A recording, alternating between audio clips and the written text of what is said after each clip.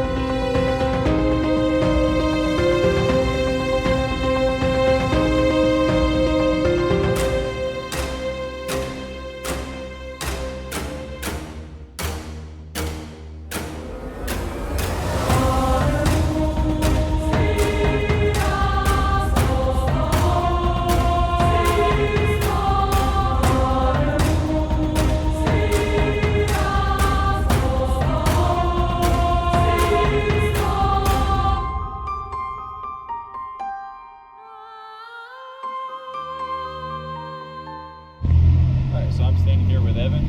I got in contact with him about 8 months ago. Behind us, one of Jonas' Suburbans from the movie Twister. And it was my understanding that there were two of them, and there were two trailers. But as we quickly found out, and we'll get more in depth later, there were actually three, question mark. We'll dig more into that. But Evan, tell us how this came to be and how you acquired this beautiful rig and where it's been for the past 15 years, because everyone in the Twister community is very curious. So I picked this up about 15 years ago. I was looking initially for a C10, I wanted something black, square, Chevy. And I found this on eBay. A gentleman out of Oklahoma was selling it. And it was freshly restored. At the time I didn't really know a lot of I saw the movie in theaters when it was new. But I didn't know a lot about the movie. I was excited for it, but we talked a little bit. He sent me some paperwork. I had it had a mechanic out there take a look at it, and sight unseen, bought it. He shipped it from Oklahoma to West Virginia, where I was living at the time, on a little flatbed. And from there, I picked it up. I drove it daily for about 3 or 4 years before I moved to Ohio. And about 2 years after I moved to the city, it's definitely not a city. So it's been intermittently parked since then. Just kind of getting the care it needs, getting back to how it was during production.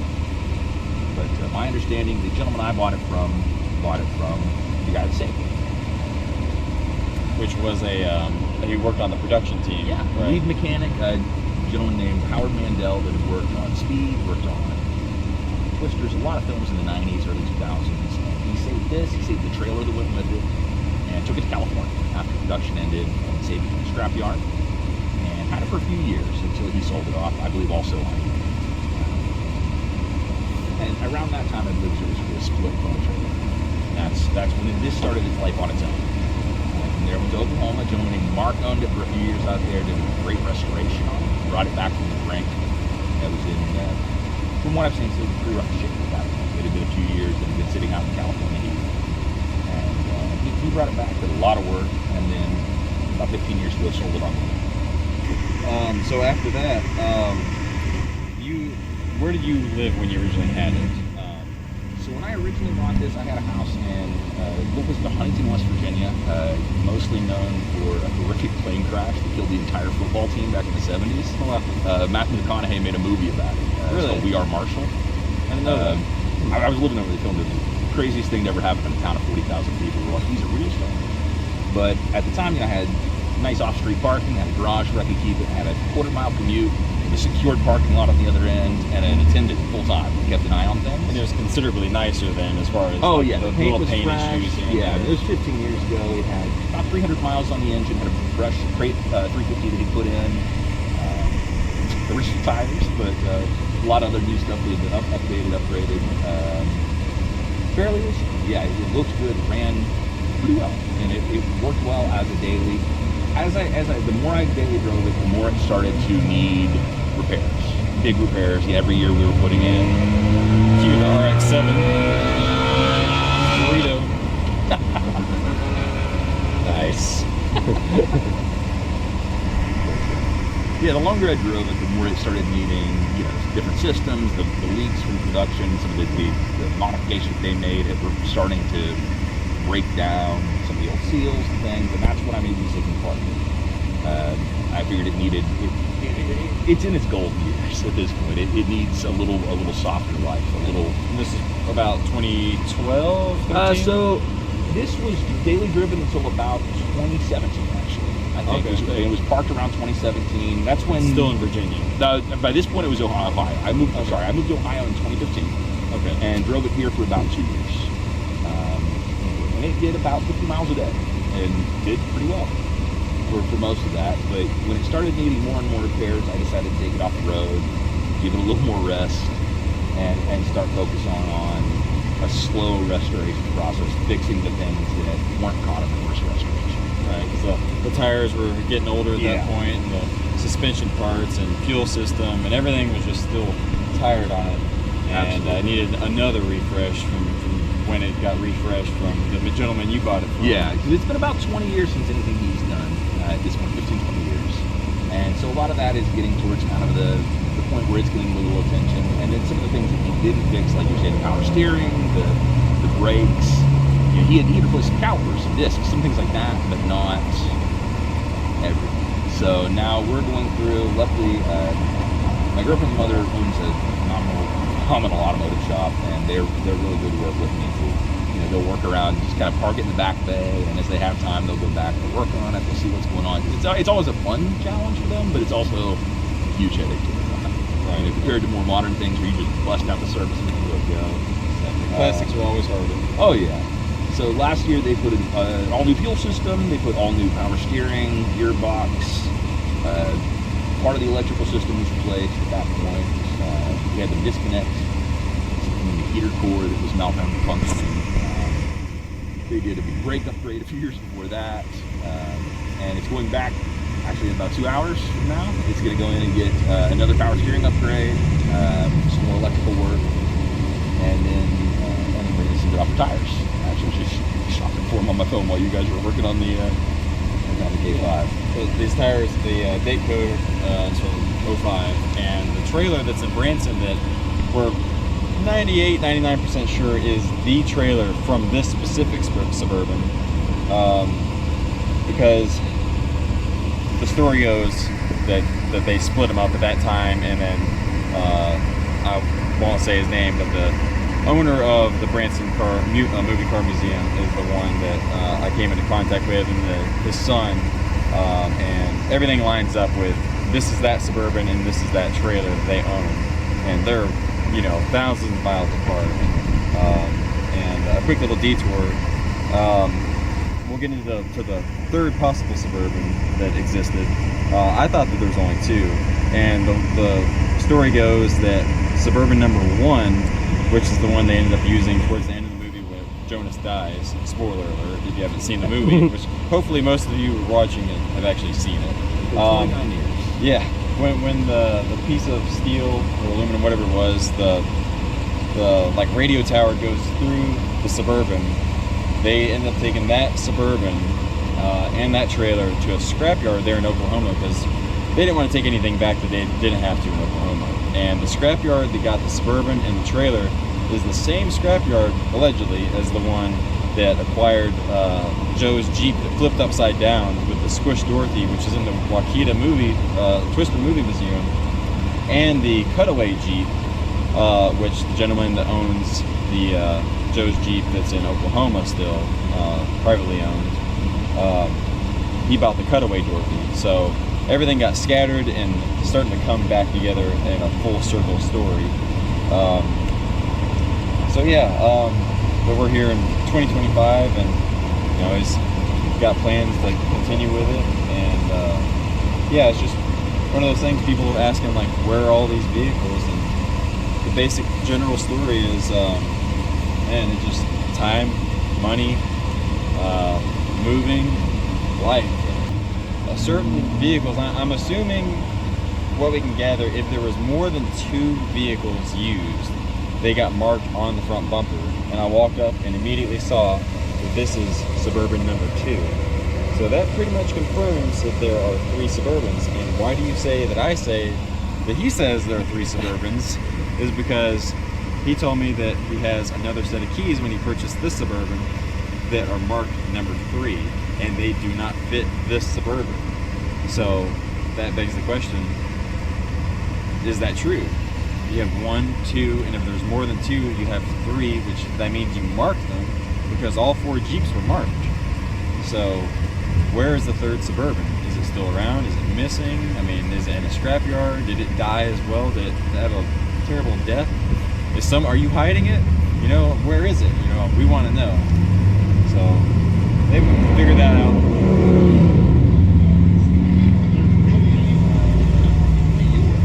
Or there was about 15 years ago. It's completely unbadged. It does not have any of the marks that it's definitely one, but it is the dual conversion at some of the roof. Really? Okay. And at that time when I got this, it was on Instagram. I've only seen one clip of it. It was a very brief clip. And like I said, it's all black, but it does not have any of the badging that would indicate that it's a real one. I think it is probably a later mod. But at that time, people were saying like, "Oh yeah, this is the missing one. This is the missing one." I doubt it, but it is a nice looking truck. Yeah. Whoever does own it, I'm jealous. If someone like us were to see it in person, we could probably depict whether or not it is, because, I mean, there's a lot of small things that you just really can't replicate. I mean, if you've ever restored older vehicles or found certain parts or magazines you wanted, it's like we've determined that this bumper has got to be either a worn bumper, most likely, or a Weston. Probably worn, because there's a worn winch hidden back here, and the lights down here have W's on them too, also probably worn. This is not normally known for making lights, but if you look at the bumper and the winch and the lights, it's probably a uncommon worn front bumper. And to go find one of these and put it on, something like this, it's probably it. Or you just got really lucky when you're making a replica. Or, I mean, there's always the off chance that you found a scrapyard that one of them ended up in and you took some of the parts from it, because that can happen. But, you know, the KC light bar on top with the rack, I mean, you could probably find that. That's probably not as uncommon, but I would probably say the hardest to find part is probably the bumper, because that's unmistakable for Jonas' Suburban. Because, I mean, where else have you ever seen one? That's the only time I've ever seen this bumper. So, just small things like that. But like I said previously, it's had a repaint. It's had a light skim of Bondo all over it to make it smooth, and it's starting to come back up here and there. It still has the bud guard. It still has the grill inserts. You said the lights on top do work still? Yeah, actually, they're. you gotta start up. Everyone remembers that iconic scene where the Suburban is driving down that Oklahoma back road with a light rain, a light mist hitting it, and you have the minivans and the motorhome following, and the Suburban just kind of passes by, and you see the lights. Like, that right there, if that didn't make you want one of these, I mean, what else possibly could? Because it definitely wasn't the scene where Jonas dies in one. Spoiler alert. That's not it, yeah. Okay. Yeah. So, they, from the best we can tell, this wasn't a dually Suburban, but the movie company converted it. Unless whatever conversion company converted it and made it a dually did such a poor job. But this is some Hollywood quality here, because as you saw in the Jeeps, they used spray foam in the fender wells and then painted it. So this is wood and it's rotten, and they glued it and tech screwed a washer with a self-tapper. Dalton, if you're watching, I know you love that. In a spring to attach to the door, and he's got the little fiberglass door that goes in place there. And of course, it's got to be repaired, but the big thing is that he still has that, because to fix that, I can't believe like this. make it fell off at a time I happened to be parked at a gas station. Yeah, I went around to fill it and it just was laying on the ground. I was like, oh, we'll throw that in the car. that would be hard to find. And then we noticed the mud flaps are all custom made, and they have a chain welded to the body with another piece of chain, just so they can attach them crudely. But I mean, it works for movie magic, you know. So I know you're noticing the K5 with the dually conversion in the background. That's going to be a later video. We wanted to kind of break it in this whole video, but it won't start, and we'll go through that whole story later on. But yeah, it has a aftermarket pop-up sunroof in the front, and it also has one in the rear, because it's the 90s and you gotta have dual sunroofs in your dually Suburban four-wheel drive. My best guess is it was the light while filming. Because this whole thing is bright. When you're driving around like in the sun, I have to wear sunglasses. You have to keep the visors down. This whole thing is just, it's like it's lit. It's a lot of glass. Yeah, it also gets pretty warm. I will be honest, it gets pretty warm in the sun. Something else that I did not know about until he showed us is in the glove box, it is actually signed by Helen Hunt and Bill Paxton. So if that, everything else doesn't tell you that this is the real deal, that right there tells you. And it's incredible that that's all still there. You still have the original antennas for it as well. Yeah. They're just not on it because of clearance issues for a garage. They took them off when they repainted. Okay, yeah, and they just left them off. But it does have. They were, in my understanding, just drilled through. They connected it up and just bolted on. I mean, like everything else, causing more leaks. Yep. And so when he repainted, he filled those holes, and he said, "No, you don't go back on unless you've got a better way to hold it." Yeah. So that'll be something that will be fixed in the future.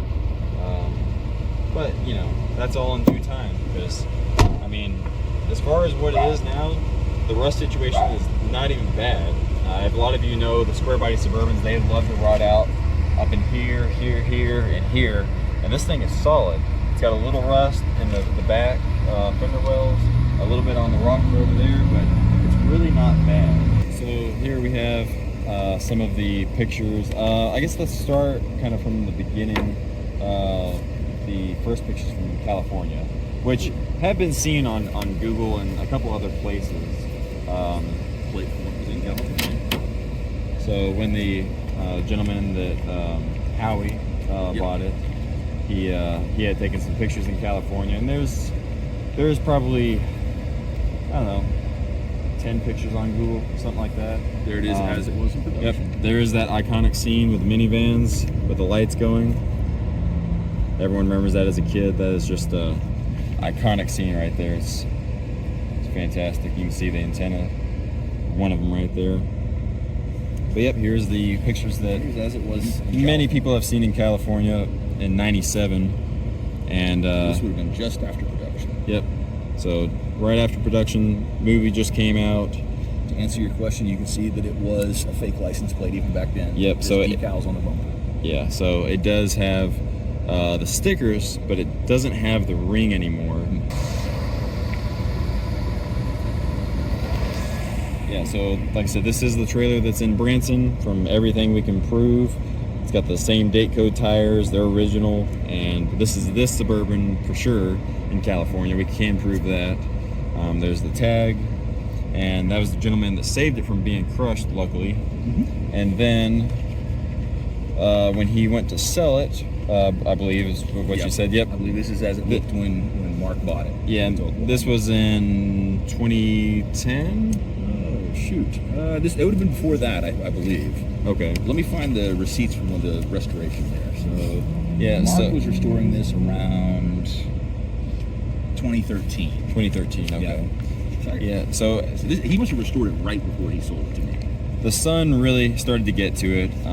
I assume it being original paint, more than likely, when it was in the movie, it was enamel, and it really started getting faded and just, you know, baked in the weather. And so it was kind of in a sorry state, but luckily he had the decals copied and he had it repainted, and like I said, you really wouldn't ever know. And I wouldn't know unless he had told me. So for all those people crying, it doesn't really matter. I know some people are upset about Joe's Jeep, how it really doesn't look like it did in the movie, but you know, to each their own. You know, we'll just say that.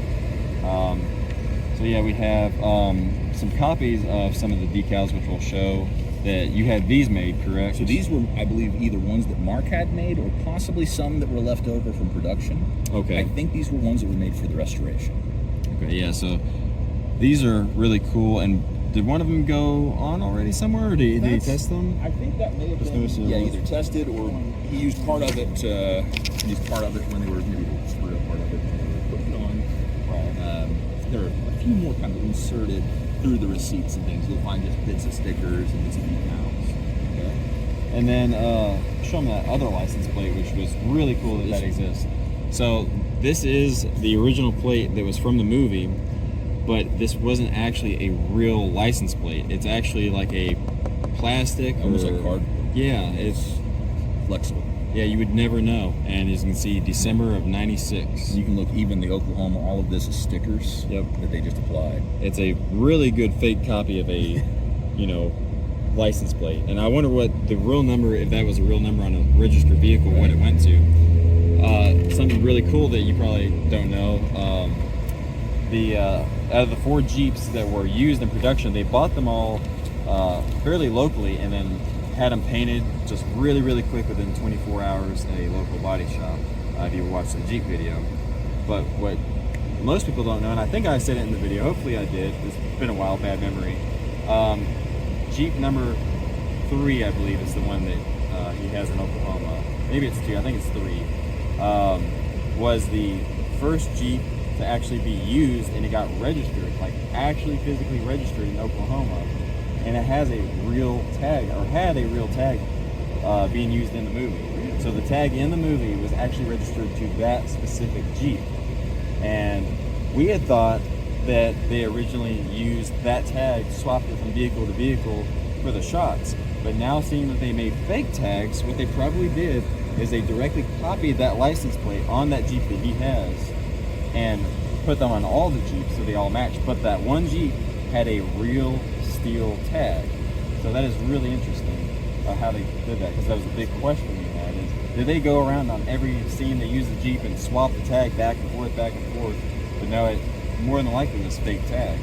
And as you can hear, it's currently running because the battery has a shorted cell in it and it won't hold a charge, so we got it jumped off and we're just leaving it be. But it's a pain to get jumped off with what we've been doing on the side traveling. But no, it runs like a sewing machine. I mean,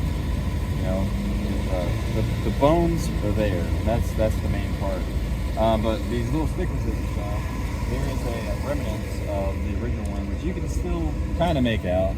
But the fact that you have replacements, you can just make copies on copies on copies if you need to. If you screw up the placement, or one gets lost or whatever, it's really good. Now the real trick's going to be finding a good shop or a good vinyl shop, that can redo all the decals on the doors and the back glass. For those who've watched the video on Joe's Jeep, you can see it had the exact same pieces of tube attached to the frame for the close-up shots at the side going inward. So they definitely didn't stray away from how they did that. They just said, make it this way and just attach it.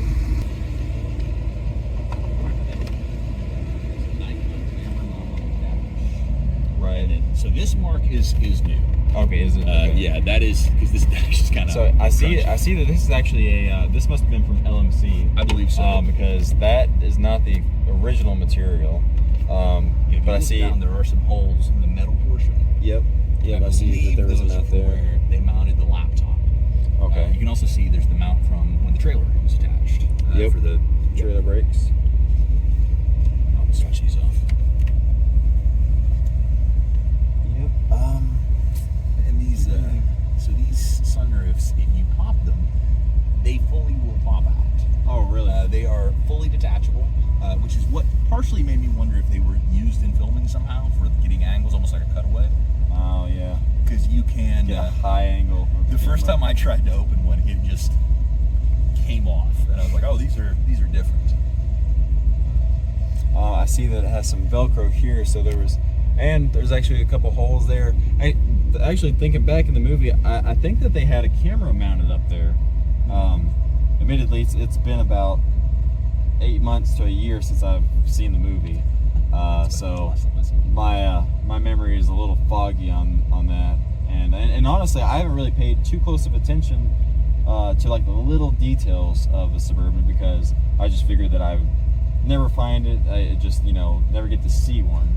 So I should have done the research beforehand. But I'm gonna go back and I'll do some editing magic, and we'll compare some shots and because I want to figure out more what the difference is between Suburban 1, 2, and 3, because there are some pretty noticeable differences between all 4 Jeeps, which really technically 3 Jeeps, if my memory serves me correctly. So we'll try to find out the little nitpick details and figure out what scenes this one was used in specifically, and which Suburban actually met its fate. If it was, because it could have been Suburban 1 or 3 that ended up getting scrapped in Oklahoma and not brought back to California. I see there's a Velcro mount here, and there's actually something mounted here too. So they had a lot going on in here. And maybe we can, with the help of Zoe, we can figure out what cameras they used and get you some ideas of where you can find them. I know eBay is a big place. Something tells me I'm going to be spending a lot of time on eBay. Yeah, she's found everything for her Ram and like movie correct. So that's amazing. and so has Mel. Mel, who built the Extreme, has done a lot of research and digging to find stuff to make it movie correct. I would love to get the interior more or less movie correct. The something that resembles the laptop setup, something that resembles the camera that was mounted. Yep. That would be ideal to me, is to have it so that at least from the exterior at a car show, it's going to look like it did on screen. Exactly, and then when you're in the interior driving it, you get the experience of what it's like in here, because the exterior is really for everyone else. Yeah. The interior is where you're going to spend most of your time, and you want that full experience, and it'll make it that much more special. Oh, absolutely. Yeah, and unfortunately, by the time I got it, none of that was here. My understanding was none of that made it even to the first own and post-production. Yeah, and a lot of that stuff, when the 2 Jeeps got put into the storage in Waukeeta, which is now the Waukeeta Museum, a lot of that was actually they like piled stuff in the vehicles, like the Chevy van with the mural on the side and the Jeeps. I mean, they just piled the stuff in the vehicles and either sent it to the scrapyard, back to California, or left it in Oklahoma. So this stuff just got scattered everywhere. And with this being that someone actually bought it from them, they probably made sure that there was, nothing in here. They're like, well, the laptop we had made and the mounts and all this, like, you can't have that. Kind of like the Rams and the vans. They were just not meant to be distributed to the public. So they're like, well, this is a legal vehicle. It's legit. You can take it. You can take the trailer. Which it's really surprising that Dot 3 actually made it out. We'll look under the hood next. There's not much to see there, but there's going to be those people who ask me, like, hey, you didn't show under the hood. So nothing too special under here. It's just a stock Reman TBI 350. And they're good little motors. Not powerhouses, but they're good little motors. And the only thing really notable that's different is it's got a fuse over here where you can put a secondary battery, and that's for the winch. So this runs over to the battery, comes down to a fusible link, and you got some power running off, I assume, to the lights and fuses, and then it runs down and goes to the winch. So nothing too special. And we've been looking around. It does look like this was originally a black Suburban, and the reason we even mention that is because I believe all the Jeeps, if not 3 of them, weren't originally yellow. I believe they were all different colors. I know the one that I looked at in Oklahoma was red. So, but this was a black Suburban, and then they just did their own thing to it at that point. And my guess is this is probably just a regular 2500 Suburban. And in the 90s, the dually conversion kits, which they still sell, were really popular. And they just said, yeah, we need a dually. So they opened up their catalog back in 95, probably when they started ordering parts, and said, we'll take that and this and those, and we'll go get a dually rear end, and we'll just make it, So it's pretty cool how they do stuff. Plans going forward, I think the next things we're going to be addressing are some of the structural things from the original production build, how the new fenders match up to the body, has caused some paint cracking and some rust. So this is going to be moving this week into a collector car storage facility, and as part of that, as part of getting out of the weather, I'm going to be able to take things like the hood, things like the fenders, and have someone really work on them, fix them, fix things that have always kind of been a weak spot in the middle. Now that it's going to be in a secured, out of the weather facility. We're taking it for new tires this week, so the 20-year-old tires are being replaced. That's gonna be a big move. Yeah, I am very excited. We'll be taking a rollback. There's no way I will drive this thing across the town on these tires. They're a little worrisome. And we're going to be working, this year to kind of correct some of the things that have broken, and then probably next year our big priority will be replacing, building some of the things that never really existed. The laptop that was in here was fake.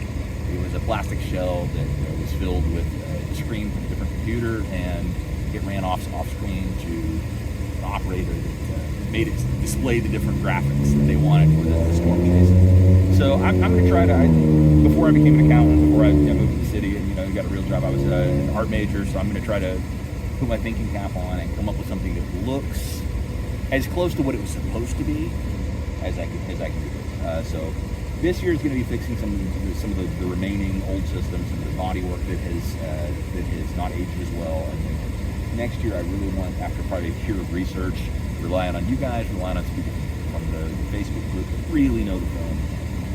I want to start rebuilding some of those screen things that never really existed. Camera mounts, laptop mounts, things like that. Yeah, stuff that was never there after the movie actually ended. Like they got taken away and just probably thrown away, truth be told. Yeah. So, and the laptop was a real brand, so I think that was like the RAM, something that they had to destroy by contract. It never existed. The company made very high-end computers, but they never made a laptop. Yeah, it was likely a 1-1, maybe 1-2, because we're thinking that one of the Suburbans probably didn't have all the little details. It was probably for exterior shots only, so it probably didn't get the computer. And being that computer was so special, they probably swapped it from Suburban to Suburban, or maybe they made two of them, But either way, they probably just said, "Okay, you can use it, we'll do this, but you got to give it back because it's not even a legit computer. It's like I said, overall technically fake, even though it's real, but it's also fake." Around the time we first started talking, I actually found an article from when I screenshotted. I found the company. The company was still in business at one point. I started looking up, did they ever make a laptop? And I found an article that described exactly how they built the interior portions, basically. And it's pretty interesting stuff, but a lot of it is magic. And it's funny now, 29 years later, you could make it all work without the cables, without a third guy, just using an iPad. You put it in a plastic shell that looks like an old laptop, and it will do everything that the original one couldn't actually do. I just found out recently with the new Twisters movie, there was a rumor that the Branson Museum bought one of the Rams from the movie, and they just put it out front on display. So we're definitely going to be checking that out at some point when we make it back to Branson, because I have a friend who lives up there that we have dealings with, and we're going to check out that Ram. Even though it won't be in this series, but legend is they have more vehicles coming in and more items from the movie, so we're going to get in contact with them and probably end up starting a whole new series on Twisters, not just Twister. So it gets a little confusing, but so going forward, you said that you also would love to, future, of course, take it to the parade and the Waukeeta and bring it down for people to see and go to some events. And I think that would be awesome. I know it's a drive for you.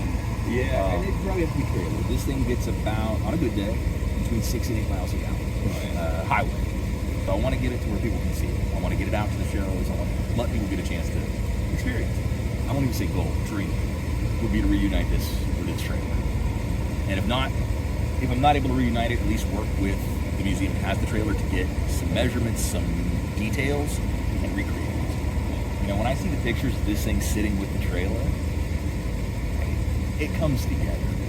It's a cool vehicle on its own. It looks cool, but when you see it with the trailer, it instantly brings back that shot you talked about. On the highway, that low shot, just barreling through the rain.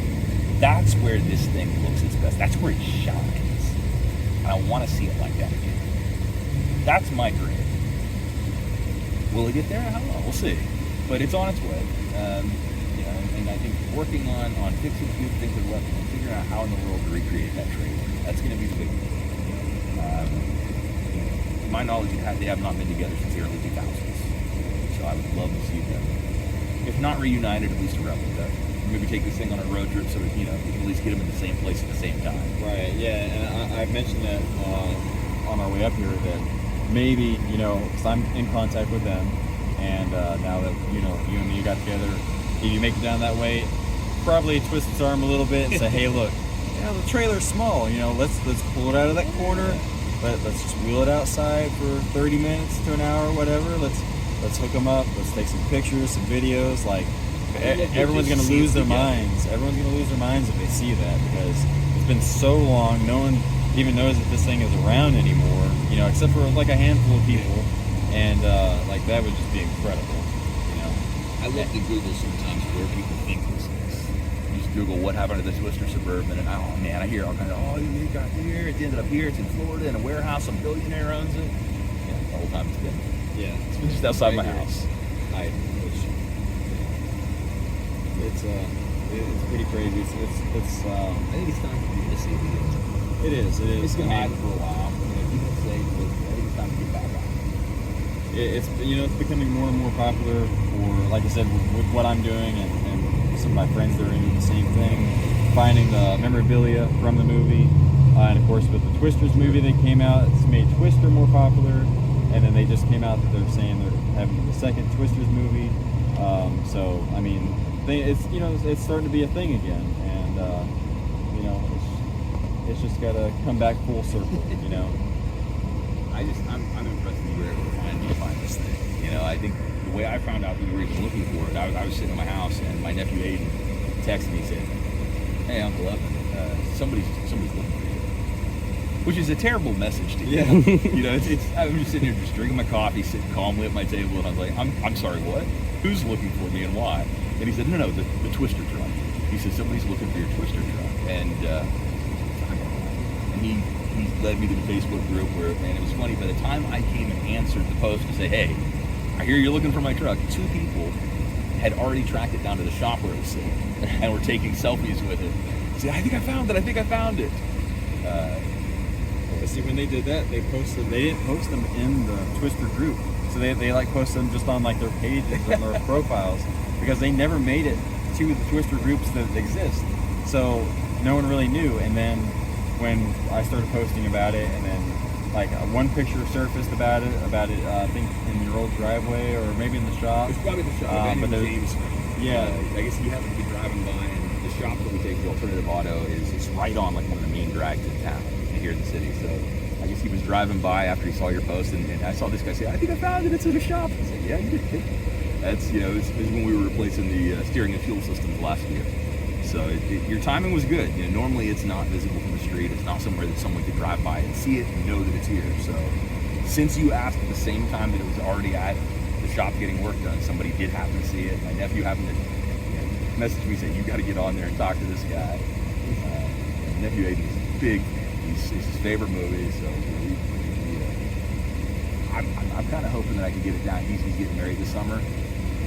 Hoping I can get it down there so maybe you can win. That would be cool. So, yeah, with the bride and the groom next to this thing. Yeah, I think I'm officiating, so I'm hoping to bring this with me. If I can figure out a way to get it down there. So, That'd be pretty cool. Yeah, that's my favorite thing about this truck, honestly, is seeing people get really geeked out about it. It just, people get so excited, whether it's because they love the movie, they love old trucks, they love square bodies. And that's the thing that's most fun for me. And don't be commenting saying, hey, put me in contact with him. I want to buy it. I've already asked him, I think his family and friends probably has dibs first, but I mean, I have dibs after all those people, so it's probably never going to happen. I think you're second or third right now. Okay, so you're pretty high on the list. It's pretty good. Because I've tried to buy the square body that the movie car museum owns that's on their back lot. I've tried to buy Joe's Jeep. I mean, you got to ask. When you're a fan, you got to ask, because... If anyone that's thinking about a movie car, just keep cruising. Even when I got this, there's some wild ones popped up. I mean, most of them aren't that cool, and it's like, a cop car from an episode of Law and Order one time. But every now and then, you see some Mad Max stuff or something neat. You never know. I consider myself a real guy. I genuinely been a good 15 years ago. I'm glad I don't have to drive it daily anymore, as much fun as that was. I was in my 20s and early 30s then. Too old for that nonsense now. It's a lot more fun to look at, to keep it safe, and protect it for whoever the next owner is going to be. You know, my biggest goal is that someday, whenever I can't own this for whatever reason, is that it's still in good enough shape and I can put it in the hands of someone who cares about it. I don't ever want to be the last owner of this thing. And that's, I think, even more so than reuniting with the trailer, even more so than making sure people know about it and see it. I want to make sure that I'm not the last person that gets to share this with you. Yeah, I think that's awesome. That's more than a lot of people would say, you know, because most people would, you know, either do nothing with it or they hide it forever and they act like they don't even have it because they, you know, they're too afraid that people are gonna come find them or steal it or whatever it might be, you know, or they, you know, sell it to a museum where it's gonna stay there forever. Like, unfortunately, the trailer probably won't ever get sold. I mean, just talking with them, and I understand it, you know. I mean, it's theirs, it's their property, they can do what they want. But, you know, like I said, maybe if we can get down that way, they can take it out, at least do that. That would be cool. But, I mean, I can understand them not wanting to get rid of it. Because, I mean, I saw what some of the stuff sold for from Universal, and I didn't even ask you what you paid for this, but the square, I'll give you an idea. The square body Chevy with no engine or transmission that they bought from the Universal Studios, they bought it for like $2,500. Wow. And now, on the other hand, the Dorothy that just sold, that's in, and it wasn't even like a regularly screen used Dorothy. It was the one in the cutaway truck that was only used on interior shots looking through the back glass because it's missing some lower pieces. So it's not even a really detailed Dorothy. It sold for, and don't quote me on this, it was like between $28,000 and $32,000. And that blew me away. But now that is a extremely rare piece. Like I said, it's the last one that's really known to exist or ever be for sale. So at that point, you're better off just making your own because you can make a pretty detailed one with all the measurements that are out there. Just do some Googling, Facebook searching. So if you want one, just build one. It's a lot better. You can build a really, really nice replica for, you know, $5,000 or less, depending on how detailed you want to go with lights and the proper lights and the siren and the, you know, everything, you know. But no, overall, really, really great plan, I think, with what you have planned for it. And the next thing for us really is I'm in the process of tracking down the minivans that were in the convoy with us for the bad guys, as you know they're called. And after that, there's a couple more surprises, but I will let out the teaser that we're trying to find the minivans. And I actually did find one of the minivans. I found two of them, but I found one still around, per se. But I don't really know what's going to become of that, but I'm going to try my best to acquire it as well, because, like I said, you got to try to buy every single thing that you find. If not, you got to go there, make sure it's in good hands, get some history on it, and see, you know, what's so special about it that sets it apart from every other one that was made. But we found out some really cool things about the Suburban that no one's really known before. One new thing that you didn't know about it being marked on the bumper, and yeah, I mean, life is continuously learning. You're always learning new things. You're not learning something new every day, even if it's something that is just like this. That's all that matters, because knowledge is a really good thing to have. So yeah, just stay tuned, and he'll post as he posts on Facebook, and we'll post as we post on Facebook and YouTube, and we'll just go from there. And we'll be on to the next one. It's probably going to be about 4 to 6 months, because tracking down the minivan, the first part was easy. The second part is very hard, and we'll explain that in the video of the van.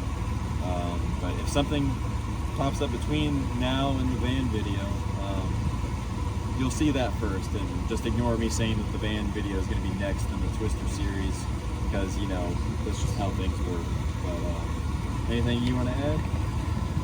You know, I'm happy to know that people still care about this thing. I'm happy to hear there's people out there that are excited to see it, excited to, you know, about the new movies. thanks to everyone that let me know. That let me know that somebody was looking for it, that let me know you guys were shooting this. I'm glad we were able to meet up. I know it took a little while for us to find a time when this wasn't in the shop. About 8 months, I think. Yeah. So I'm glad that we were able to make it happen. And, this won't be the last that people see of it. So hopefully again soon, people will be seeing this in person and know that their own chance to experience it and see it. Well, that's going to wrap it up here in Ohio, and we'll see you guys next time.